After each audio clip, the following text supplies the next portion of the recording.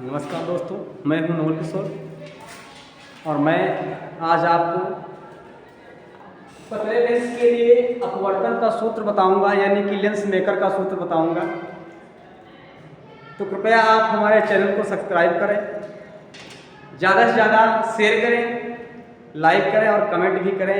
अगर कहीं कोई स्टेप गलत भी हो जाता है तो कमेंट करके कृपया बता दिया करें, क्योंकि जो है भाई इतनी मेहनत से बनाते हैं तो कुछ ना कुछ आपका भी दायित्व बनता है कि आप थोड़ा हमारे चैनल को बढ़ाएं और कुछ हद तक लेकर जाएं। इसी आशा के साथ जो है हम प्रतिदिन अपना वीडियो डालते रहते हैं। तो चलिए चलते हैं फिर अपने सूत्र की तरफ। कौन सा सूत्र है हमारा? लेंस मेकर के लिए अपवर्तन का सूत्र, यानी कि जो है लेंस मेकर का सूत्र। लेंस मेकर का सूत्र निकालना है। इसके लिए दो हैं शर्तें। एक तो शर्त होती है कि माध्यम दोनों तरफ दोनों का एक समान होना चाहिए, एक ही होना चाहिए, या दोनों का अलग अलग माध्यम होना चाहिए। तो पहले हम माध्यम एक ही है उसके लिए बता रहे हैं और फिर जो है बताएंगे कि माध्यम अगर दोनों का अलग अलग है तो ये हमारा लेंस है, उत्तल लेंस है। उत्तल लेंस जो हमारा है ये रखा हुआ है कहाँ पर? एक पारदर्शी माध्यम में। कहाँ पर रखा हुआ है? पारदर्शी माध्यम में रखा हुआ है ये लेंस हमारा। और ये पारदर्शी माध्यम में जब रखा हुआ है लेंस तो N1 के सापेक्ष N2, ये इसका सापेक्ष जो है अपवर्तनांक N2 हो जाता है कि इसके सापेक्ष जो है N2 अपवर्तनांक हो जाएगा। फिर क्या हुआ? इसके मुख्य अक्ष पर जो है लेंस के एक वस्तु O रखी हुई है, O पर हमारी वस्तु रखी है, जहां से प्रकाश किरणें चलती हैं और चलने के बाद जैसे ही प्रकाश किरणें लेंस पर गिरती हैं और ये लेंस यहाँ से किरणों को क्या कर देता है? अपवर्तित कर देता है, अपवर्तन कर देता है और ये किरणें क्या हो जाती हैं? आई डैश पर प्रतिबिंब बनाती हैं। कहाँ बनाती हैं? आई डैश पर प्रतिबिंब बनाती हैं। जब ये किरणें आई डैश पर प्रतिबिंब बनाती हैं फिर ये आई डैश जो है ये क्या करता है? वस्तु का कार्य करता है। क्या करता है? वस्तु का कार्य करता है। जब वस्तु का क्या कार्य करने लगता है तो ये प्रतिबिंब उल्टा पुनः वो किरणें वापस घूमती हैं। घूमने के बाद ये जैसे प्रथम पृष्ठ दूसरे पृष्ठ पर पड़ती है तो ये क्या करने लगती है? वस्तु का कार्य करने के बाद इसका वास्तविक प्रतिबिंब कहाँ पर बनता है बेटा? आई पर बनता है। कहाँ बनता है? आई पर बन जाता है। दोबारा प्रतिबिंब बन जाता है। तो दोबारा जो प्रतिबिंब बन जाता है वो कहाँ बनता है? आई पर बन जाता है। इस तरीके से अगर देखा जाए तो हमारा लेंस क्या है? टी मोटाई का रखा हुआ है। कितनी मोटाई का रखा हुआ है? टी मोटाई का लेंस हमारा रखा हुआ है। एक तो भाषा की बात कर लेते हैं। माना एक एल उत्तल लेंस है जिसकी मोटाई टी है और यह एक पारदर्शी माध्यम में रखा हुआ है जिसका अपवर्तनांक N1 और उसका सापेक्ष अपवर्तनांक N2 है। लेंस के दो पृष्ठ P1 व P2 हैं। क्या है? P1 या P2 हैं और लेंस के अंदर अपवर्तनांक क्या है? N है। क्या है? N है। और इनकी वक्रता त्रिज्याएं R1 व R2 हैं। कौन सी हैं? R1 व R2 वक्रता त्रिज्याएं। देखिए लेंस से जहां लेंस है, लेंस से वस्तु तक की दूरी हमारी u है। हमेशा हुआ करती है कि लेंस हो या दर्पण हो वहां से दूरी कितनी होती है? u होती है। तो ये P1 से दूरी हमारी ये u हो गई। फिर उसके बाद इसका प्रतिबिंब जब उधर बनेगा तो ये हो जाती है हमारी P1 से लेकर के I डैश तक जो है हमारी क्या हो जाएगी? V dash. क्या हो जाएगी बेटा? V डैश हो जाएगी। फर्स्ट प्रतिबिंब यही तो I डैश बनता है। उसके बाद जो है V डैश है और I जो तुम्हारा I पर प्रतिबिंब वास्तविक प्रतिबिंब बनता है ये P2 से I तक का V है। केवल V प्रतिबिंब जो है V दूरी है। इस तरीके से जो है हमने क्या कर ली? दूरी निकाली। अब क्या करते हैं? भाषा लिखने के बाद सबसे पहले हम पृष्ठ पर अपवर्तन का सूत्र जो है हमको पता है, क्या हुआ करता है बेटा, क्या आप बताएंगे? भूल गए? पृष्ठ पर अपवर्तन का जो सूत्र हुआ करता है वो क्या होता है? पृष्ठ पर अपवर्तन का सूत्र जो है हमने बताया था n2 बटा गोलीय पृष्ठ पर अपवर्तन का सूत्र। कौन सा? गोलीय पृष्ठ पर, आगे थोड़ा बढ़ा के लिख रहे हैं, गोलीय पृष्ठ पर अपवर्तन का सूत्र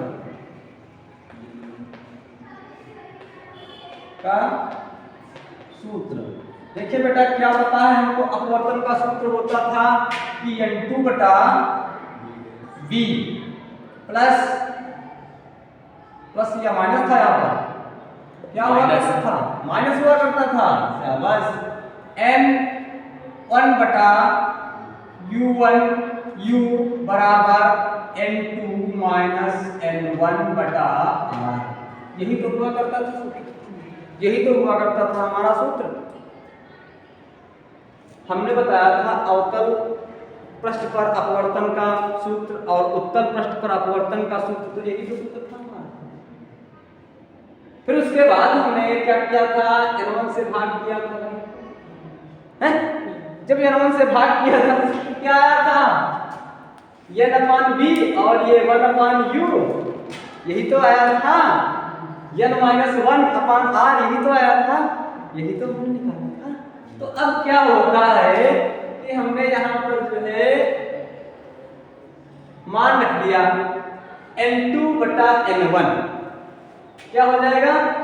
n2 बटा, देखिए n2 n1 तो ये वही रहेंगे क्योंकि हमारा सेम वही सिचुएशन है, ठीक।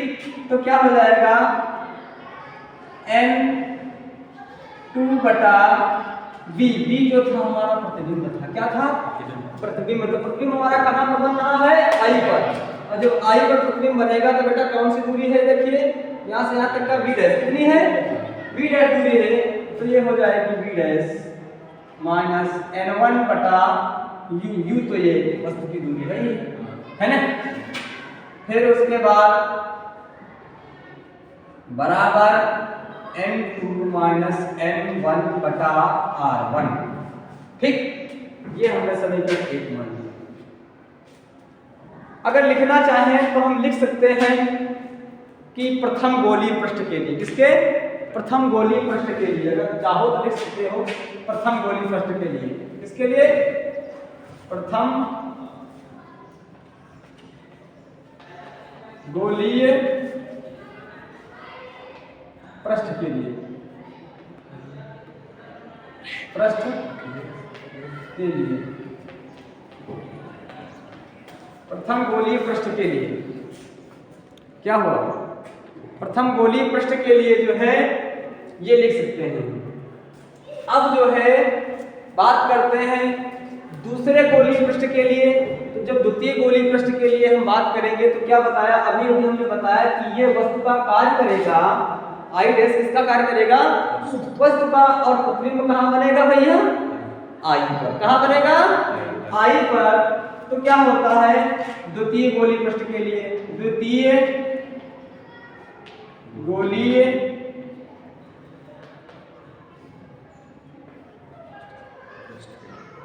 पृष्ठ के लिए, द्वितीय गोलीय पृष्ठ के लिए क्या होता है कि अब जो है हमारी जो वस्तु थी, ये वस्तु थी यहाँ पर हमारी, ये वस्तु क्या हो जाएगी?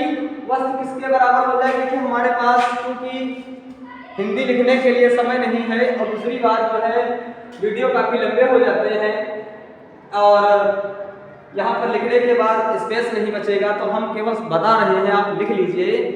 चूंकि आई डैश वस्तु का कार्य करेगा, द्वितीय पृष्ठ के लिए बता रहे हैं, आई डैश वस्तु का कार्य करेगा और इसका पुनः प्रतिबिंब आई पर बनेगा। कहाँ बनेगा? आई पर बनेगा। तब क्या हो जाएगा कि जो हमारी वस्तु थी यानी कि u बराबर क्या हो जाएगा बेटा? b डैश हो जाएगा। हो जाएगा u बराबर b डैश तथा फिर क्या हो जाएगा हमारा b डैश बराबर क्या हो जाएगा b हो जाएगा, क्या हो जाएगा b डैश बराबर b हो जाएगा, क्या हो जाएगा b हो जाएगा। तो हमने ये लिख दिया, केवल एक शर्त लिख दी है, उस शर्त आप समझ लीजिए, है ना। तो अब रख दीजिए मान n2 बटा,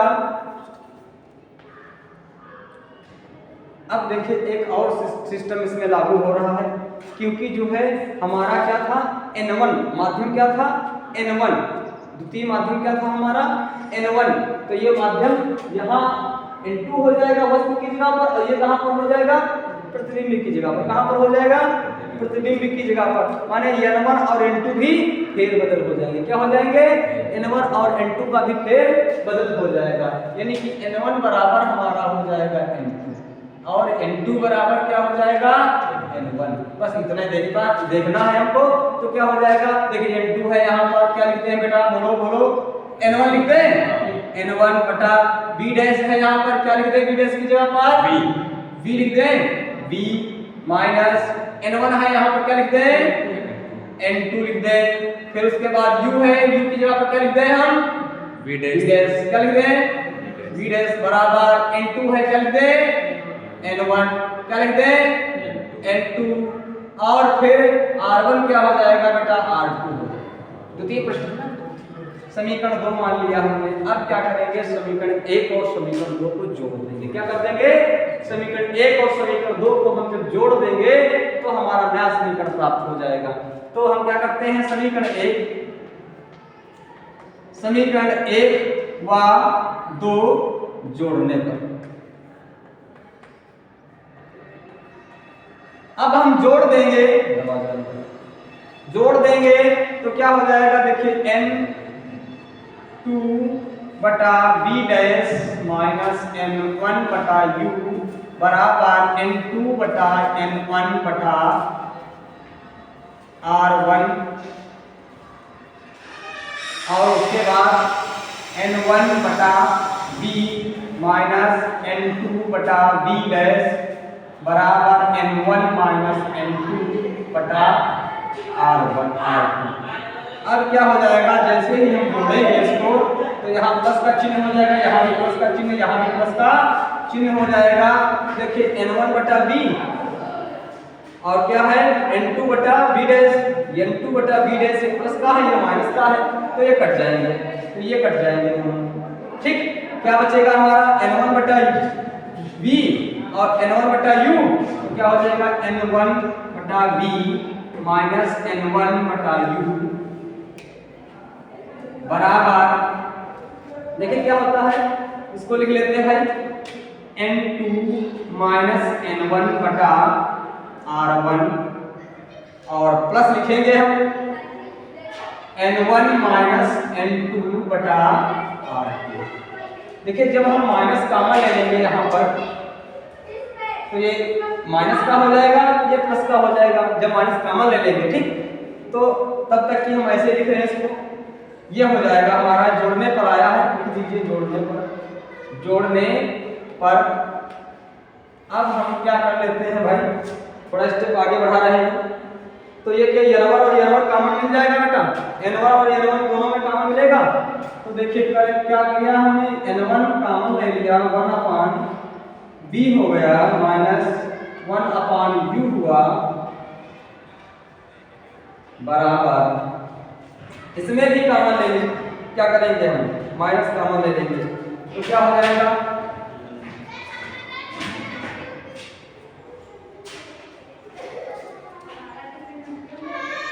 कॉमन ले लीजिए भाई, n2 माइनस n1 बटा r1, और माइनस कॉमन ले लेंगे n2 माइनस n1 बटा r2।